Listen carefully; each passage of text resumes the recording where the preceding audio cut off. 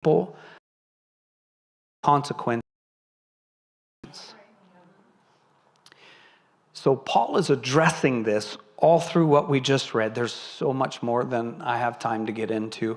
I just simply wanted to kind of brush stroke that a little bit and go, this is where Paul was starting into his whole thing we're about to get into in chapter 2. So I'm going to move on. So chapter 2, by this,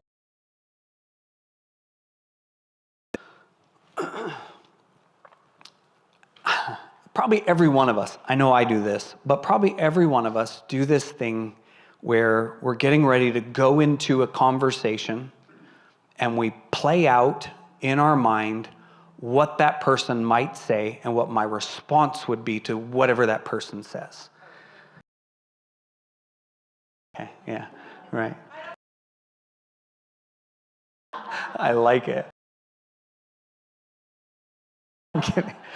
But you know what I mean? Like, well, they'll probably say this, and then I'll say that, and then if they say this, then I'll say that. But if they say that, then I'll say this, right? That's kind of how. Like, you ever lost one of those arguments before?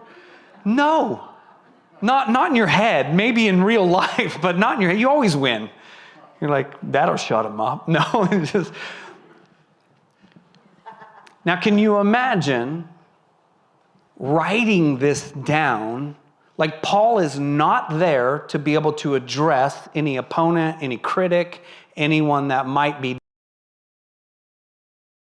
writing down different things that he would say or address, and what somebody might say, real or imaginary, might say, and his response to that. It's actually called, it's got a name, it's called a diatribe.